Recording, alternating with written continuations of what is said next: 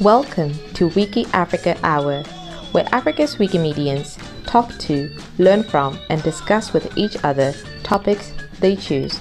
Each session is curated by African Wikimedians to expand Africa's open movement. Today's host is Ceslas Obanyaya.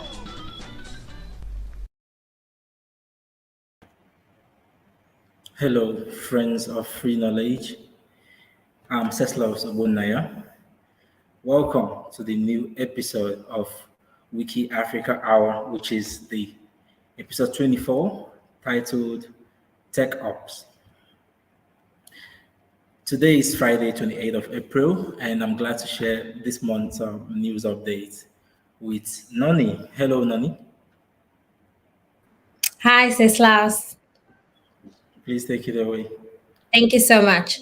We start with some news in relation with our environment. The International Photographic Contest Wiki Loves Africa 2023 themed climate and weather is ending on April 30th. Entries are welcome until Sunday, so please make sure to enter your images. The Wiki Loves Earth 2023 photo contest will take place from 1st May to 31st July 2023. Wiki Loves Earth is an annual international photographic competition where participants take pictures of local natural heritage and scenic landscapes in their countries and upload them to Wikimedia Commons. If you wish to organize an event or participate, make sure to visit the Wiki Loves Earth meta page containing the guidelines for local teams. And to become regional ambassadors to help out the international organizing team, contact the international team via wle/team@wikimedia.org.ua. Thank you, Noni. And an update about community activities. I would like to let us know that voting is now open in the 2022 Picture of the Year contest, an annual Wikimedia Commons image competition which recognizes exceptional contributions by users on Wikimedia Commons. Wikimedia users are invited to vote for their favorite images featured on Commons. Any user with more than 75 edits before January 1st, 2023 is eligible to vote. Voting ends on 1st of May, 2023. And let's talk about some Wikimedia affairs. Sorry. Okay, go ahead. No, sorry, Ceslas. A few news about conferences. The Wikimedia Youth Conference 2023 is scheduled to be held in Spain in September 2023, which has now been rescheduled to happen in 2024, so that's next year. More about the new date will be communicated by Wikivibrance in due course. Thank you, Nani. And more about Wikimedia affairs. First and importantly, the Wikimedia Foundation is inviting you to engage in its first annual plan process for the 2023-2024 financial year that runs from 1st July 2023 to 30th of June 2024. The foundation has published the draft annual plan on Meta and is inviting you to review and share your thoughts. There will be a call session on 30th of April to discuss the Wikimedia Foundation annual plan.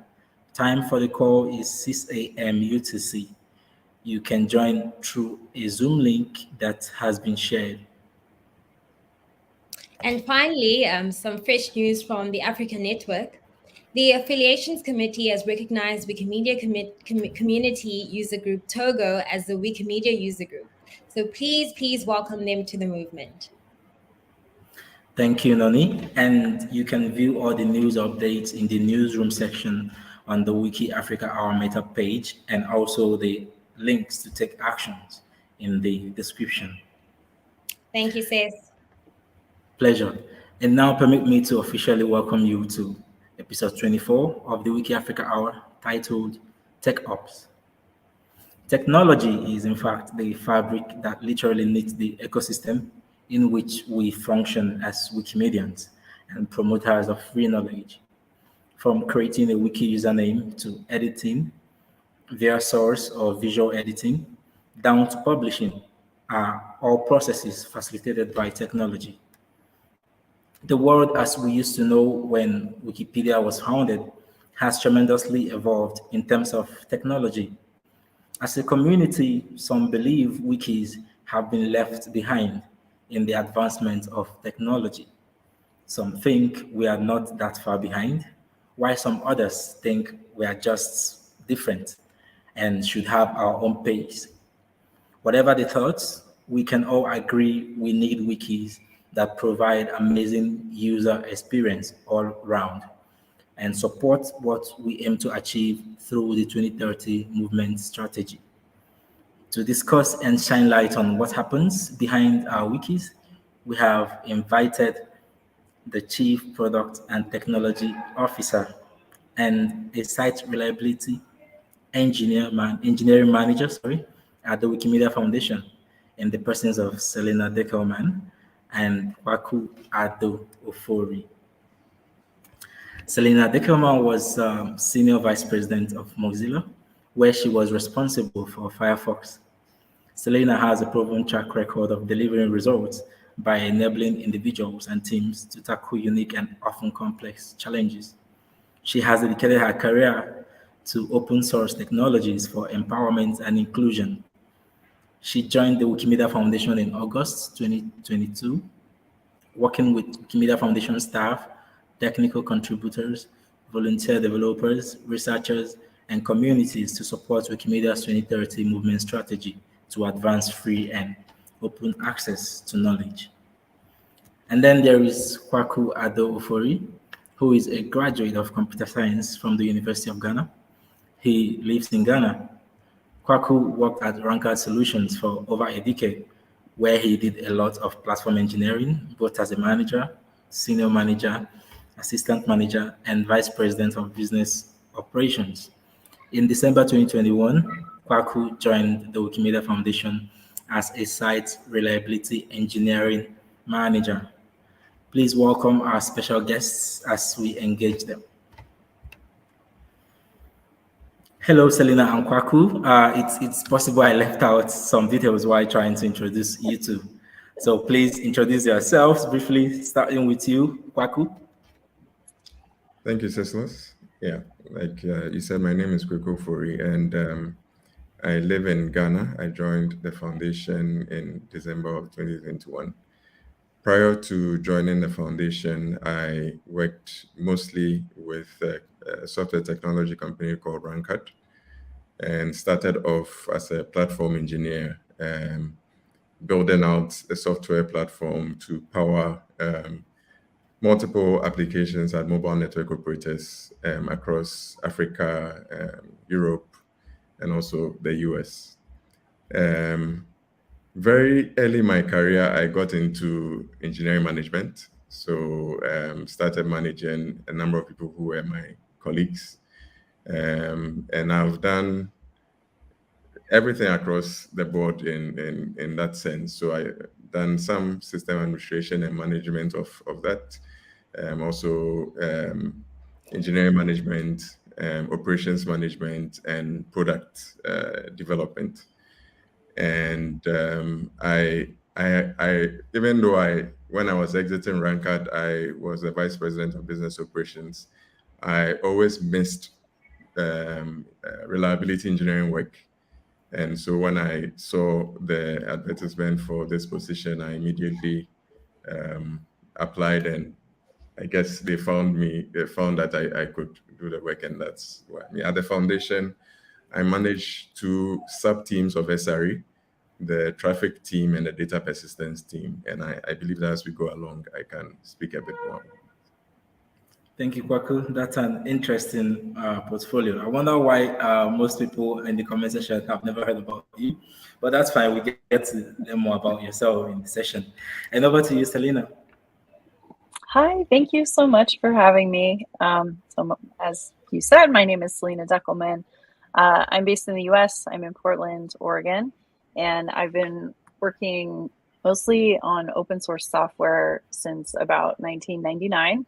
And, what brought me to the Wikimedia Foundation is, I feel like a continuation of the work I was doing on Firefox, which is trying to bring, really important open source based technology to the whole world. And I am so excited to be here. And we're in almost like month 9, I guess. And time is passing and I'm no longer keeping track of the weeks anymore. So I'm feeling like maybe my onboarding is almost over. But yeah, I've spent the last several months talking with everyone on the product and technology teams and, lots of other people from communities, trying to figure out, what is really most important for me to do while I'm here. There's so much important work, and I think the hardest part is choosing, what we're really gonna all work on together in the coming years. So I'm really excited to be here today and get to talk about that with you. Wow, Selena, since 1999, you've been in the open source. I wonder where I was in 1999, probably in primary school, but that's fine. Thank you. Thank you really for actually, letting us know how far back your experience in open source goes. In the simplest term, Selena, what is the job of the product and technology teams? Yeah, I love this question. It's a good exercise for everyone to try to distill it down to something very simple and short. And what what I would say about this is that we are here to support collaboration between volunteers that enables the spread of free knowledge worldwide. And that's like at the heart of everything we do. That includes the wiki. It includes data to understand what's happening with the knowledge and also with the people who are contributing. It's technology to support and protect everyone who creates this knowledge, as well as the seekers of that knowledge. And we are here to really ensure that the websites and the systems that we've created continue to operate and improve over time. And I thought, actually, this would be a good opportunity for Kwaku to share a little bit about his role. Part of why I invited him here today is that something very interesting about our very small organization is that we run and operate our own data centers, and the special role that Kwaku's teams play in that, I think, would be very interesting to your audience. So I don't know if Kwaku, you could talk a little bit about what your team does. Yeah, sure. Thank you. So SRE stands for Site Reliability Engineering, and it is the practice of using software tools to automate IT infrastructure. So these include tasks like systems management, application monitoring. And Selena mentioned she started in IT in 1999. I'm sure that era is markedly different from what we do now in several ways, because we have evolved over time to adopt practices used in software engineering in the management of IT and systems. And at the foundation, we are responsible for developing and maintaining Wikimedia's production infrastructure. That means that once you visit, let's say, Wikipedia, you gain access to the site. It's fast, it's snappy. That means that our job will be done, or our job is being done. It used to be called the Technical Operations Team. And, we want to be able to run the site reliably, securely, and with high performance. At the foundation, there within SRE, we have 6 sub-teams. So we have the data center operations team, who are responsible for all data center deployments across the world, and the associated logistics. This is important because we need to have several sites around the world which are closer to our users and editors, so that they can have a good and snappy experience.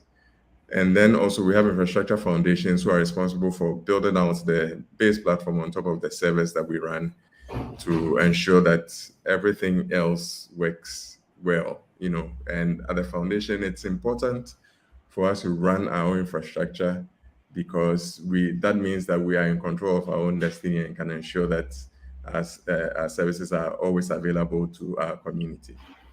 And then we have the traffic team, one of the teams that I'm responsible for, that is responsible for the managing the first layer of high traffic infrastructure, which now spans much of the globe. So we are running out of 6 data centers spread across the world, and we ensure that your connection to Wikipedia is secure, it's fast, and you get connected to the closest data center to you to reduce the amount of time it takes from when you hit enter in your browser to when you connect to a site. And then we have data persistence, another of my other teams, who are responsible for persistent data storage. So storing all of the content of Wikipedia and all our other projects. And sometimes when things just work, you may not realize the amount of work that really goes into ensuring that the data that our editors put in are available and are secure and always can be seen on the site. And then service operations, another sub-team who ensure that the various services that we make available to our users, right? So things like thumbnail generation and several other services are also available and are working securely. And then observability, that will be the last team responsible for ensuring that we have access to metrics, we have access to dashboards, and can quickly pinpoint where an issue is and be able to respond quickly and ensure that our projects are available. So yeah, in a nutshell, that's what we do in SRE to keep things up and running. It's an incredible team, and I just want to put that in context for those who are listening in. It's also a very small team, and if you were to compare it to any other organization that supports the amount of traffic that the Wikipedias, as well as every other Wiki project that we support, if you were to compare the size, this team is highly efficient and they're experts in their domain. So it's just very impressive work that they do every day. I'm actually marveled and amazed to listen to Kwaku explain the various levels of babysitting involved across the respective wikis. I mean, I never thought, because I was mentioning to Kwaku earlier, by the way, we didn't know the extent to which the tech and the product team stretches, and this sort of brings it closer to a glimpse for, regular persons or regular Wikimedians who didn't know this. So thank you so much for that expansive explanation about the role of the product and tech team. Selena, you are the first ever Chief Product and Technology Officer at the Wikimedia Foundation. How does it feel in this role? Is it more of merging two separate departments, as the product team and technology team were once separate from each other before you joined? Or is it like starting a fresh department from the beginning? Please share with us. Yeah, thank you so much for this question. I'll just say that it in addition to just me being excited to be here, frankly, it's so fun to get to work on the Wikimedia projects. I feel like this place and the way that we're able to create software and the people that we serve, it's one of the big projects that has succeeded in realizing one of the promises of what the internet was supposed to be, right? It's like a place where people come together, contribute to something that's bigger than themselves, and they come away learning and feeling better about the world. We actually have research that says that it moderates people's views. It helps them understand more, than they knew when they first, started interacting with our sites. So overall, it feels incredibly exciting. And I just also want to say that there have been leaders in the past that had similar scopes, of work. Eric Muller, of course, was the last person to do so. But I would say that what's different between when Eric was here and now is that the teams are much larger. And I think the work, certain aspects of the work have changed quite a bit, although there are definitely things that are the same. And, I would say just like philosophically, what I believe is that you really, if you get the right people paired up with the right kinds of goals, you can really accomplish just about anything. And so while, your question was about, what is, these departments and the structure, well, I think the structure, it can be part, of how people get their work done. But I am, for now, really focused on what it is that we're doing and why, as the first important step. And the annual planning process is helping quite a bit with that. So we're in the process of making a few changes that make a lot of sense to me. Like, for example, we're creating a team that focuses on MediaWiki itself. And we're prioritizing the needs of editors with extended rights. And so these are both topics that I heard a lot about on my listening tour. And also, it was just like my own observations of looking at the problems that I think we face right now.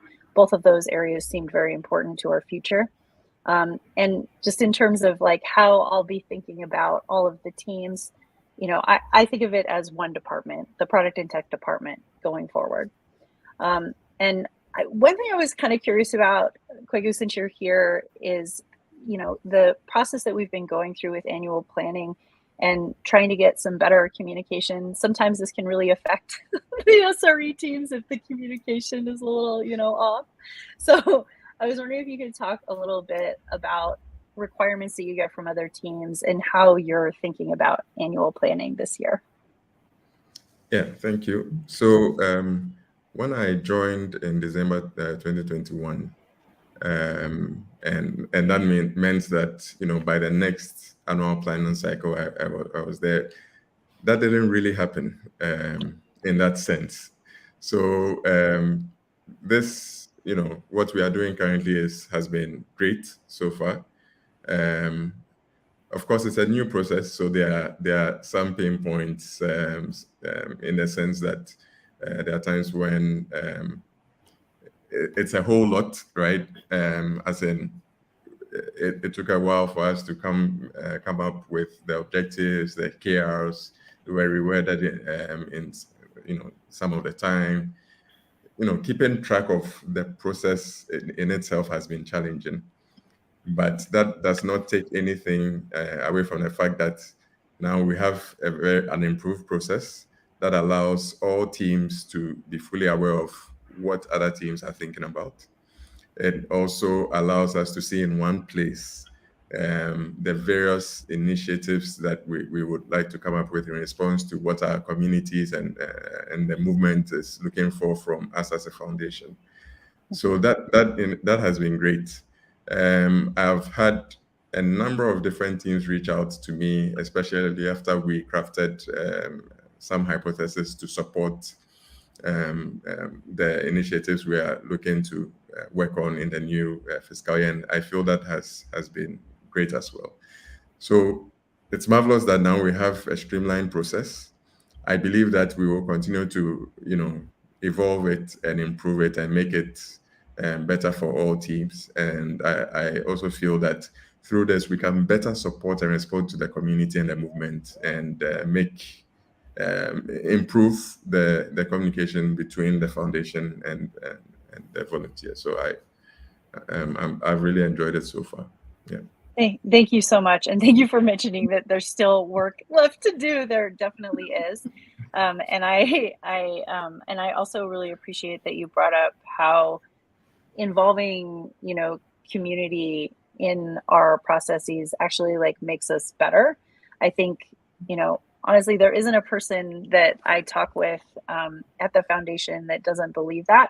Just sometimes we don't know exactly how to do it. So here what's important is that we just try and then learn from whatever it is that we try. So this year we have iteratively shared each step that we're taking in our annual planning process for the product and tech departments. And so the other departments are also doing something very similar. And I think through that, we're getting to get good feedback loops and greater understanding of the work as we go along. Interesting, because I actually don't see, how limiting the discussion, excuse me, within the C-level without the community would really get us to where we are going faster. And yes, Kwaku, you mentioned how it didn't happen when you joined. Part of being open Barely is happened.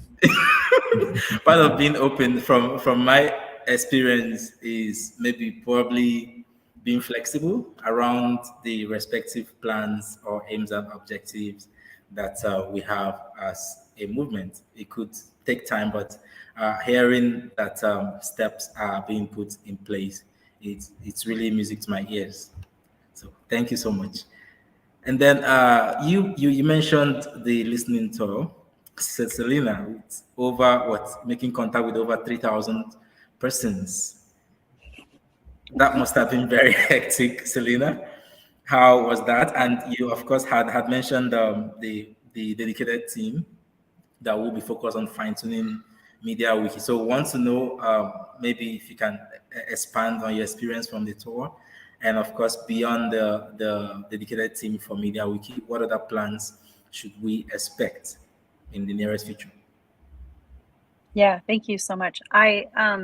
Well, the listening tour was just incredible. I got to spend so much time with the people that are part of our movement, and you may, viewers may be aware, but more than half of the people who work in the product and tech departments live outside of North America.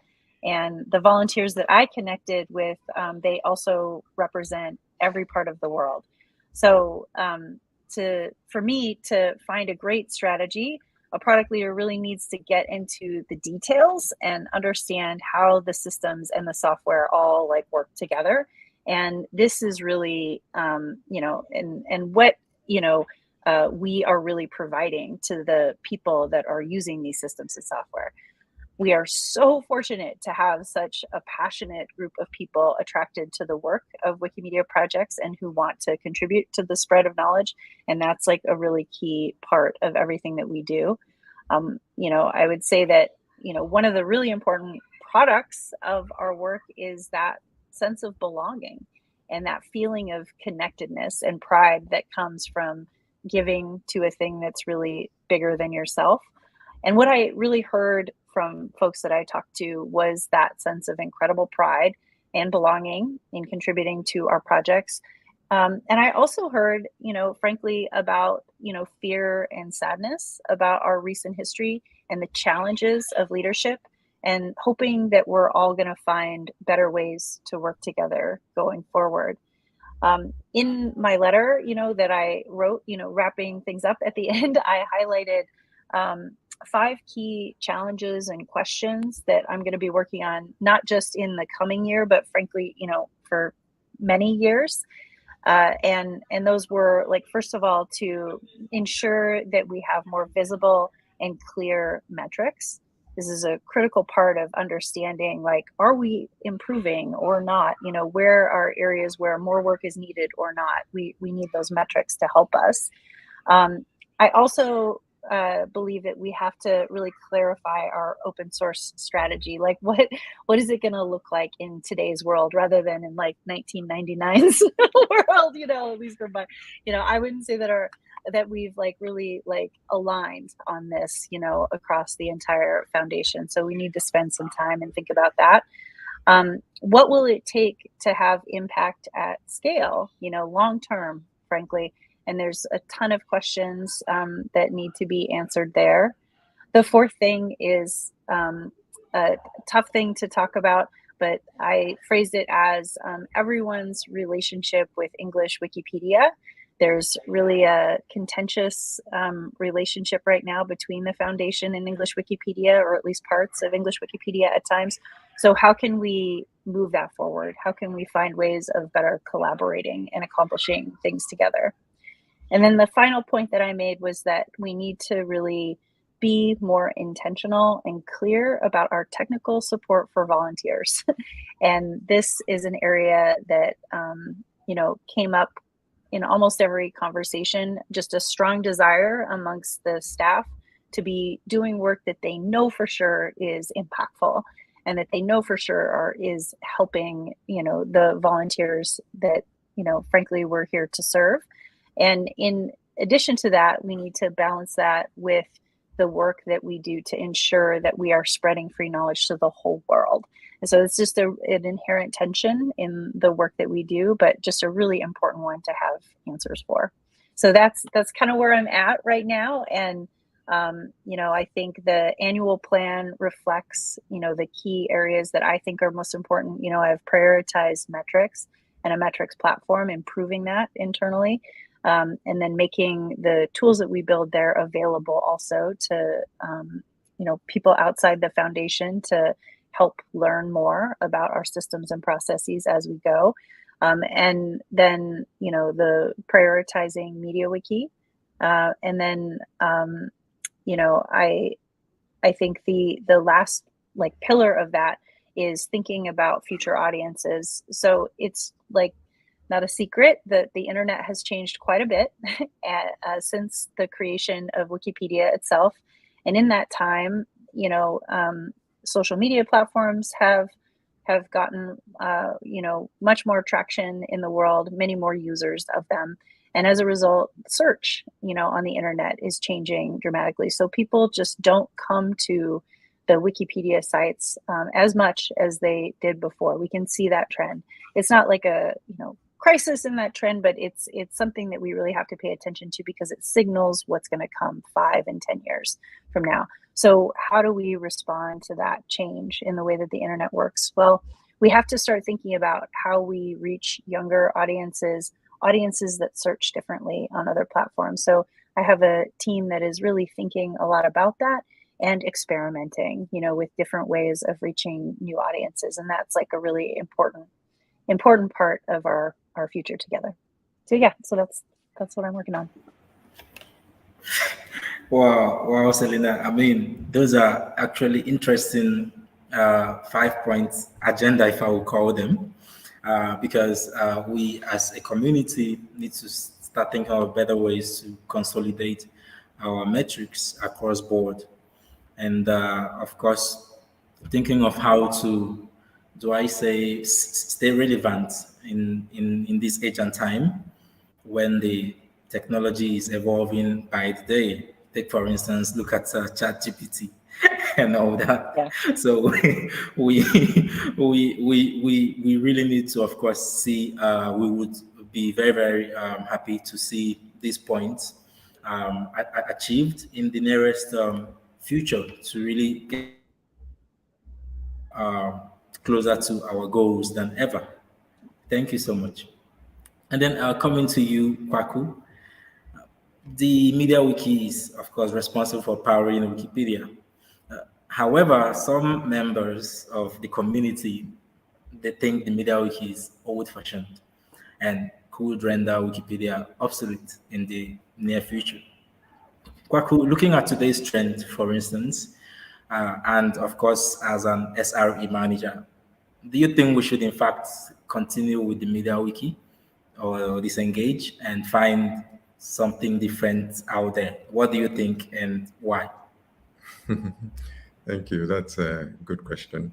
I believe that MediaWiki is a great piece of technology. Let's not discount MediaWiki. We should definitely not find a replacement for it. As with any software platform, project, application, the right amount of resources are needed over time to get it to, a place of a good place or a place of relevance. I believe that MediaWiki excels at and probably does not have any competitor in the editing or content creation space. That's what I believe, because it has the ability to allow anyone to create content with different kinds of content types, right? In over 200 plus languages. and also for and to work at great scale. Think of at Wikipedia scale, right? Most other platforms allow for the creation of content to be done, but certainly not at MediaWiki scale. And that is a very key thing to keep in mind. So to share in the creation of a sum of all knowledge, knowledge first must be created, which is what MediaWiki, like I've said, excels at. For example, we have both the visual and code editor. So, there immediately you have both like the tech user, like somebody or tech savvy user, and just anyone, be able to create the same level of quality of content. And that's an important thing to have, and also allows a diverse amount of people to contribute to the sum of all knowledge. And then also, I believe that the synergy we've built with the community and the movement cannot be matched. And this is all built around MediaWiki, right? And so let's also see the good side of it. I guess the main pain point here is that even though it's a good piece of software for content creation, the experiences or how we experience the content and engage with the content is what we should probably also be looking at and seek to adapt to this world, new media, different content types, different experiences. And so someone may ask, what is the application of what we are able to create in, say, AI, ChatGPT, and things like that, like Selena mentioned. And I believe that one thing we should keep in mind is that the chat GPTs of this world operate on the amount, like the quality of data created with MediaWiki. That's right. That's right. Yeah. So we need to, start seeing that we actually hold the key to the success of the chat GPTs and the other applications and experiences.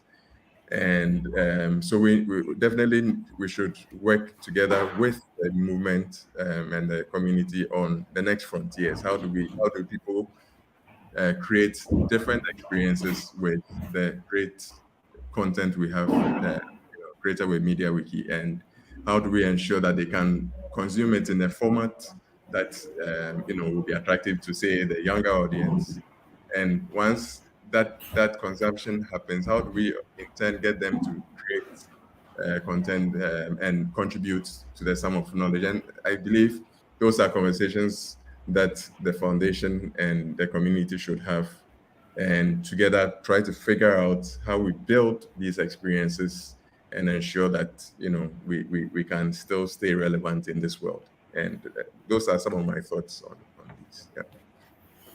Interesting point there. I mean, the doggedness of the MediaWiki really, it's it's an how do I put it? It's not just an old guard, but how many years later, over 20 years, and it's still relevant.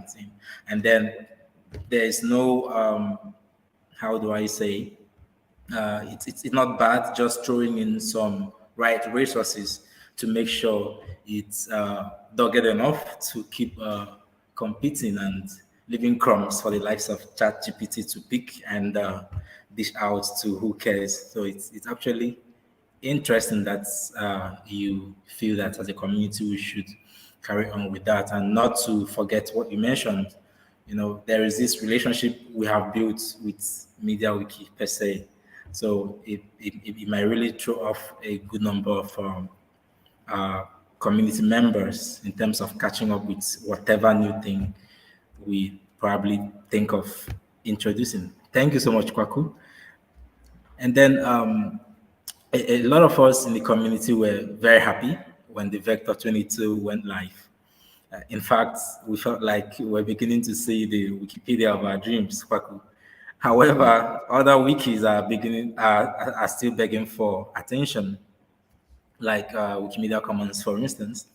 Is there a plan for updating each of our projects with new features or interfaces? Please tell us. Yes, Yeah. and that's Well, I don't know if I want to put you on the spot for that particular question. It's like a real, but I can take that one. Okay. I think that this, any movement that has been as successful as ours, there, like right now there are over 700 distinct, wiki projects that, in terms of like what our installed base is, these different wikis everywhere, and we support over 300 languages. And I think that is incredible. It's a beautiful thing that has emerged. And then the other part of that is that it is a large maintenance challenge. And I would say that, my question that I came out of my listening tour, which was like, how do we truly operate at scale with these systems? I think we don't really know the answer to that yet. So we're going to need to spend time thinking through, like, is the system that we've put together, which has emerged, I wouldn't say that anyone intentionally designed the system that, supports 700 different installations of MediaWiki today. Like that isn't exactly in Wikibase. And, there's lots of other software that supports this. And we're kind of going through this process of looking at the system as a whole and saying, is this really what we want? And I think in some cases, the answer is probably yes, that serving our needs fine and we can continue with what we're doing. And then there are some cases where it probably isn't exactly the right thing. So that's going to take some time, and part of the reason it takes time is, first of all, that with any complex system, people need time in their day that isn't spent firefighting, which a lot of people, especially in Kwaku's world, do. They need time to actually like step back and think, like what is it that we really want to have here. So there's a few steps, to get there. One of them is definitely community engagement. So we had like a great start on that with Commons, with the open letter and the folks contributing to that, asking for us to think bigger. That was so wonderful to like have that, encouragement to really like take a really big step back and say, like, what is it, that we want to build together? Because we have something, but it's not exactly meeting the needs of, the contributors, or frankly, on the foundation side, like supporting the software. Something different probably would be better. So, what is that though? And I don't want to like just come into the situation and, say without quite a bit of study. So, I am prioritizing more work on Commons in the coming year, but I wouldn't say that the first answer is going to be, here's this new piece of software, or here's this like really clear direction. We kind of have to work on that together. And then as far as, the broader picture of like all the different sister projects and, where it is that we need to go, the board is very interested in this question. We haven't had that many new sister projects recently, and people are like asking, what should this process be? So the board is like thinking about this and wants to come up with an answer to that at some point in the near future. But I think there you just kind of see there's lots of these different pieces that have to come together, and one aspect of that is the software itself, and we should come up with some answers for that. And then another aspect of this is definitely like, what are the needs of the community and the volunteers, and how can we best support them? And that's like a critically important, piece of information that I don't think that we have a complete picture on today. Nice. I couldn't help but laugh when you mentioned the open letter from the Commons community. We had Zico on one of our sessions, and we discussed in depth to a large extent about the letter and all. I think it has over 400 signatories to that. But then I must commend the foundation for the steps being taken so far. I know there is a conversation going on, around that letter, and I know there is a community specialist appointed for the Wikimedia Commons community to get to solving those problems. So kudos. It could be slow, but we are getting there one day at a time. Thank you so much, Selena, for stepping in to answer that. And coming to you, Kwaku, we know that improving user experience is one of the key elements targeted by the 2030 movement strategy. What are some of the initiatives your SRE teams are planning to improve access to users and editors in Africa, for instance? And how do these initiatives lead to the attainment of the 2030 movement strategy? Okay, thank you. I'd like to kick off with the strategic direction for the movement strategy, right? So it says by 2030, Wikimedia will become the essential infrastructure of the ecosystem of free knowledge, and anyone who shares our vision will be able to join us. So this is where we want to be by 2030. And the question is why we are not there yet, or why we are not even close to being there yet. What's standing in our way, essentially? We still have some communities around the world that do not have fast access to our project, especially even in Africa, in some parts of South America, in some parts of Asia. Users and editors have to grapple with high latency or slow access to our project. Some research that was done at the foundation some years back shows a very clear correlation between quick access and engagement, both for readers, editors, so that's one important thing to keep in mind. Also, we have some of our communities around the world who have to also grapple with authoritarian governments and other actors who wish they would not have access to free knowledge, and will do all they can to prevent them from contributing to our projects and consuming our content. And so, and this, I'll speak from the traffic team perspective.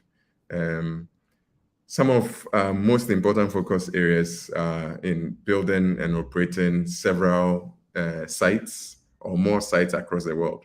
So earlier I mentioned that we run about 6 different sites across Europe, Asia, the Americas.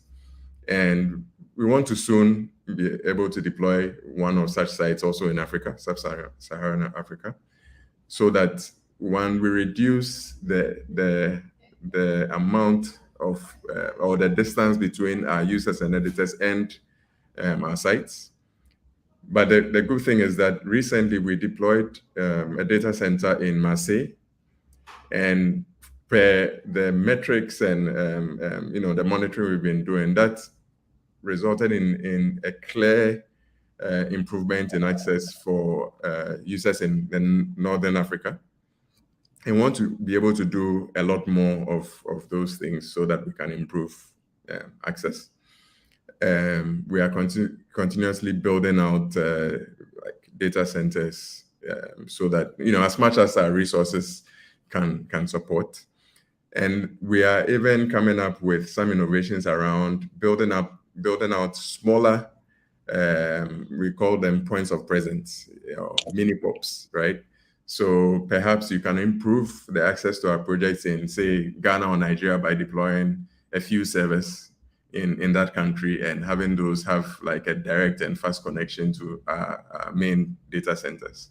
Those are things that we are evaluating, and those are things that we hope to be able to work on as much as our resources allow.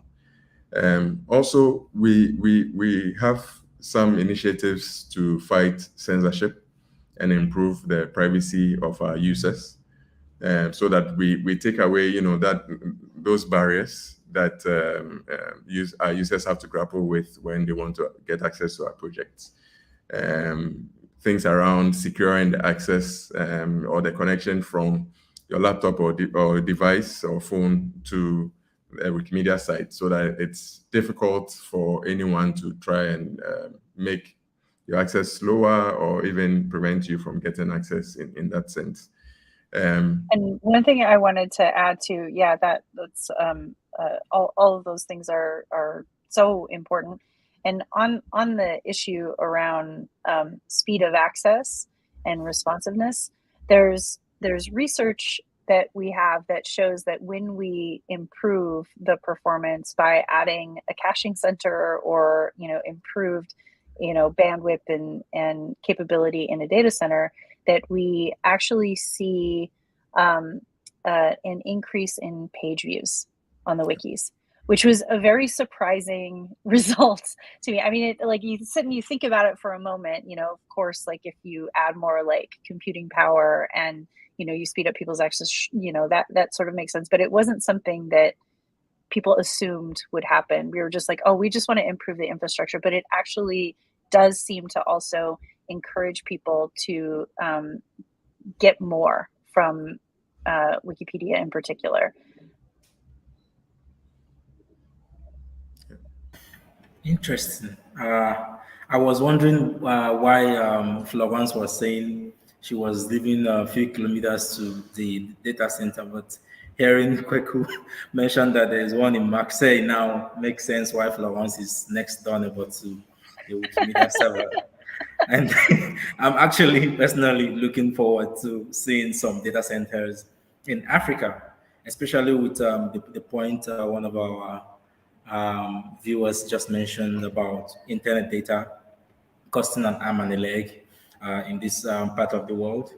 And I mean, when we talk about user experience, it's something that is very problematic, especially for we in the global south and as Africans, by the way. We hope to see these data centers, for instance, come into place in the nearest future, and also start enjoying the wikis more using our mobile devices, which is the rampant device of access in Africa, where most of us are not as rich as we could afford a PC or a laptop. Thank you for those emphasis. And then coming to you, Selena, the community wish list indeed has been said to have the potential of giving the Wikimedia Foundation a first-hand insight on community needs tech-wise. However, Selena, it seems the foundation has been dragging feet on most of the tech elements on the wish list we've seen over the years. How can you make sure that the community wish list achieves its full potential during your tenure as Chief Product and Technology Officer? Yeah, thank you so much for this question. So first of all, the community tech team is just a treasure. They're a group of people who have immersed themselves in the most urgent problems that the community faces for a very long time. And their work on the wish list is really interesting and spans many years now. So you can kind of see the evolution, as they've addressed certain problems and then identified new ones and kind of help the community describe the changes that they would like. The nature of the problems that get described has changed. And you see that reflected in the way that they describe certain kinds of wishes. So I'd say in looking at this problem, I see a few different issues to tackle. One is that the things that are raised in the wish list really should be on everyone's mind. and I'll just be honest, when I came into it, it really was not. It was really seen as the contact team is going to take care of this. And other teams, were interested. I would say that all the staff are very interested in these issues, but they really weren't sure how to engage. They weren't sure that they had permission. There were a lot of questions, very basic questions that people had that were unanswered. And so in terms of the steps that the team itself came up with, the team decided to start internal wishathons, which is a lovely, lovely term. And what they did was just like asked inside the foundation, if anybody had a little bit of extra time, during certain weeks of the year, could you come and try to work on the wishes? And that was an easy way to get people to not have to give up important other work that they were doing for a very long time. They could just spend a few days, a couple weeks a year, and that's been very successful. And people have loved being able to do that work. The people who propose wishes have loved seeing extra wishes get done. And I think that was a really creative solution to get started. Another aspect of this is the volume of wishes that come through the system and the number of those that are really like tackling big questions, things that could not be addressed by just a team of 2 or 3 people, which is typically, the Comtech team. What they do is they'll set 2 or 3 people to accomplish a wish. And some of the wishes are really maybe a 20 or even a 40-person project. So figuring out how to address those things is a much bigger question. And so what I did was I asked Runa Bhattacharjee to have a look at, what kind of systems could we put in place so that we could actually on a regular basis look at the questions that the community is raising and make sure that, systems architects, that SRE, that these other teams inside the foundation are able to have a chance to look at the questions that are there, see how that fits into the other work that they're doing, and then give answers back. Some of the wishes, I'll just be honest, some of them are not things that we're going to be able to tackle. So that's reality, but many of them are. And one of the things that I learned was that some of the things that people would ask for, they were represented in work, in other parts of the foundation, and people were surprised that there wasn't that communication happening about it. So, that's what Runa is having a look at. How can we improve that communication? How can we make sure that people have time to review some of these requests? And, and even looking at, could there be an evolution of the wish list so that we weren't looking at it only one time a year? So I don't know yet what exactly the answer is, but this is a prioritized activity for Runa and the rest of the team. And I expect in the coming year, we're going to try a couple of different solutions. The Wishathon was something the team came up with itself, which I think did improve things. And now we're going to see what else is it that we could do? Because I believe these should be of a concern of the entire foundation, frankly.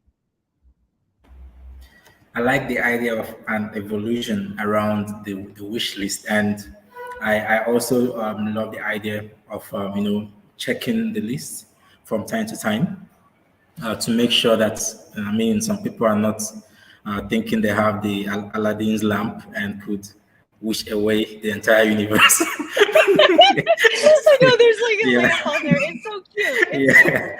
It really is lovely. Like I said, that team is amazing, and they are so clever and accomplished, frankly, in what they've been able to do. They just need a little more from the rest of the organization, is my opinion. Yes, they actually do. And what I've seen happen over time is, by the time the wishes are not maybe responded to, some people just give up on hoping problems will get solved through the wish list. But if maybe there are dedicated persons who go around the list to maybe respond to some, let whoever know which one is realistic and achievable by the foundation, that really would help. Thank you so much, Selena. I'm personally looking forward to the evolution of the wish list itself. And then in the publication from your listening tour, you listed volunteers, maintenance, and decision making as some of your priorities in the coming year. Selena, how would you make sure that small communities are carried along, as they are often left out in major decision making, for instance? Yeah, thank you so much for this question. So ensuring that all communities benefit from the progress that we might make on just like one wiki, it's a core challenge of the movement. And, just as an example, well, our movement is multilingual fundamentally. And, I attended gatherings this week where, whatever language the speaker had was being simultaneously translated into 7 different languages, which is just incredible to experience. It's sort of like the only other time I think I've experienced is like attending like a UN event or something, like listening in and seeing this happen. It's really quite impressive. But to put that in context, like our software supports over 300 languages. So even when we're able to accomplish 7 languages being simultaneously translated, there's still, that other, 293 that were left out. So I think that we have a long journey really to get to what we ideally want to get to. And I think, while that can feel daunting, I feel that it is really an exciting challenge and shows how much really great, impactful work there's left to do, on the project that we're all working on. So my view is that progress, it's really better than aiming for unachievable perfection. And so to make progress in the coming year, I've really asked our teams to focus on identifying medium-sized wikis and finding ways through software and product changes, not through writing content. That is what the volunteers do. That's not what we do, but ways through software and product changes, and frankly also hardware, right? So you've heard, like if we add caching centers, that can improve the experience of readers and editors. Those are the things that we can do to help support growth. So this is a very difficult challenge, but as we mentioned, Kwaku mentioned, I mentioned, there is research that indicates that we can help these smaller wikis grow with very specific things. So that's what I'm looking at in the coming 2 years, is take research backed approaches and just systematically go through and apply those where we can. We're also engaging in new research, especially around the editors with extended rights. There's a lot of activities that happen there that we don't know like a whole lot about, from like a research and product perspective. So we have a lot to learn. We're really like looking forward to being able to do that with the communities. And I'm just like, I'm very, very excited. As I said at the beginning, like I'm just so excited for this work because I feel like everyone is going to learn so much. And I think through that learning, we're just going to be able to like find those points of alignment and achieve a lot more together. Interesting, Selena. I know you have to go, but then before you leave, the role you've accepted isn't an easy one at all. But as community members, we could possibly meet you halfway.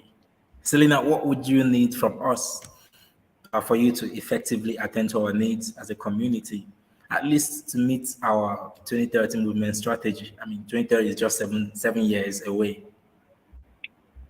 Yeah, I love this question. Thank you so much. Well, I just first of all want to say thank you for inviting me here. I consider my role in the foundation to be one of like continuous listening, continuous learning. Like I can never stop learning more. There's so much that's out there, and I find every week I learn more, and hopefully I'll be able to apply that in ways that improve the functioning of the foundation, the functioning of the product and tech departments, that furthers the mission.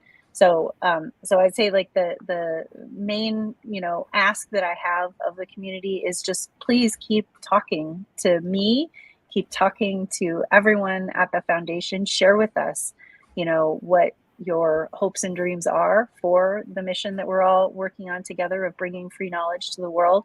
That's like the heart, I think, of what we need to do. And then as we're talking, I think it's through that dialogue that we're going to find the really impactful solutions together. I don't think that I'm coming into this role to tell you all like how to fix this.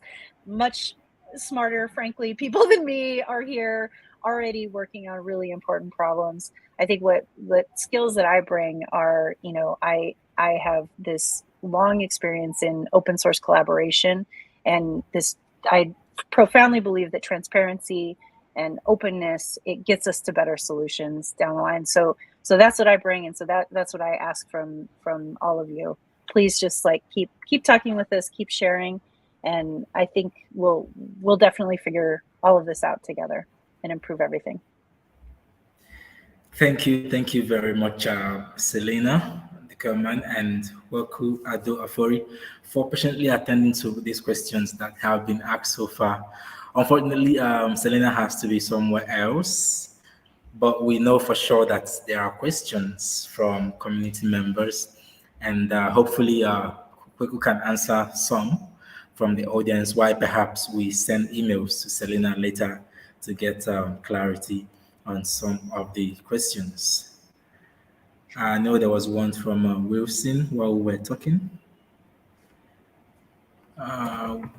Let me see if I can find it. Yes, Wilson Oloha says, Kwaku lives in Ghana. Can he explain the IP block in very lay terms? Yes, Kwaku, this is a very, how do I say, it's a very big question for us in the Sub-Saharan, because we thought you are fine once you just create your username and log in with it to edit, but obviously not. So please help us out.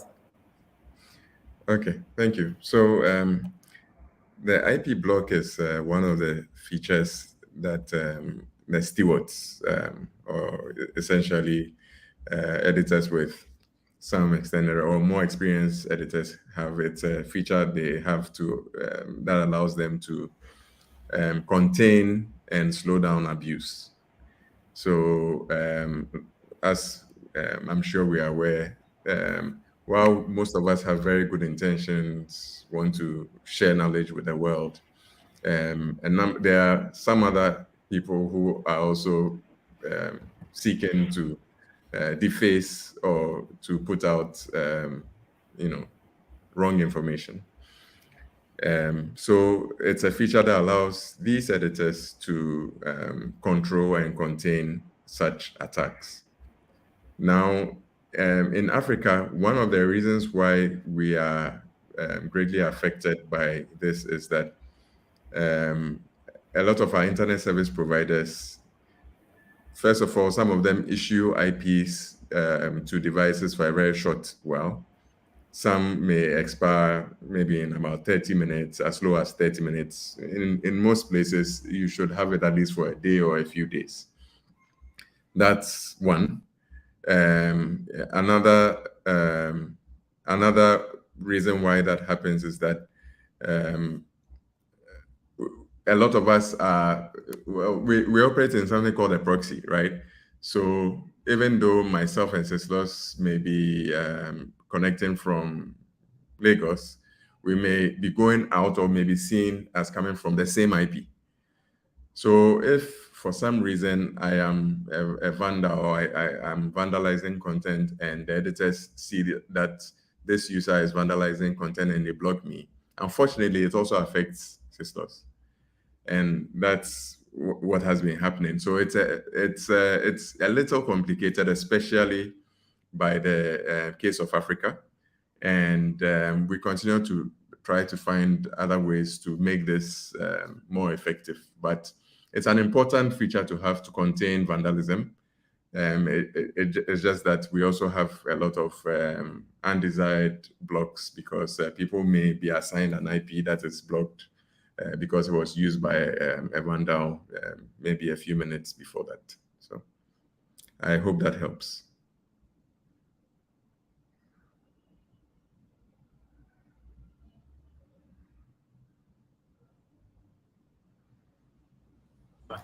Sorry about that. The hub where I'm working, they just invited me to a thank God for Friday game night or evening, if I would say.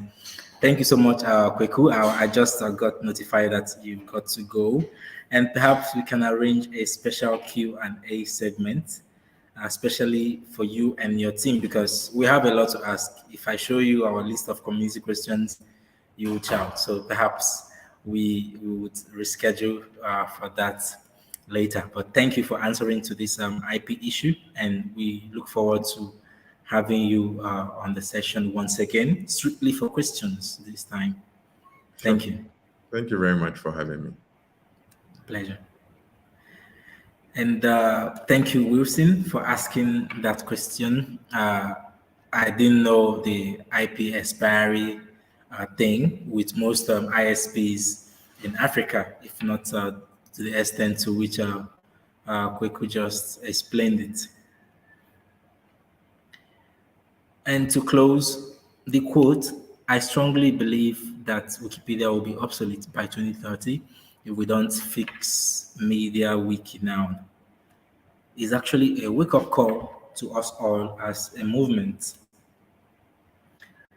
We definitely need to fix beyond MediaWiki as a movement. We need to fix our approach to issues as a community. We also need to fix how we act on feedback from the community. Imagine a world without Wikipedia. Imagine a world without we, community members, and Wikimedians. If it doesn't worry you that our actions or inactions could indeed disappear the free knowledge, then it's safe to say we don't know why we started the journey at all. We've heard Selena Deckelmann share her plans with us, and we also heard the details of the site engineering from Kwaku Addo Ofori. And then I feel it's our duty to support them and the product and technology teams. So let's do our part to improve what the Wiki movement represents. Like Selena said, let's keep on talking. If you have issues bothering you around our product, our technology, one way or the other, feel free to write her, and I believe your issue will be addressed. On behalf of the Wiki in Africa team, I say a huge thank you, of course, in absentia now, Selena and Kwaku, for finding time to honor our invitation. It's been an amazing session. Thanks to the both of you. And thank you, everyone, for showing up. And I would like to use this opportunity to invite you to our special episode coming up on 3rd of May 2023, which will be the launch of the Open the Journalism Awards, an award being propelled by the Wikimedia Foundation for African journalists. With that, I say have a good evening and see you next week. This episode of WikiAfrica Hour was hosted by Ceslavs Obanaya. Let us know what topics you want to discuss and join us next month on the same channels. Subscribe to the Wiki in Africa YouTube channel and follow WikiAfrica on social media.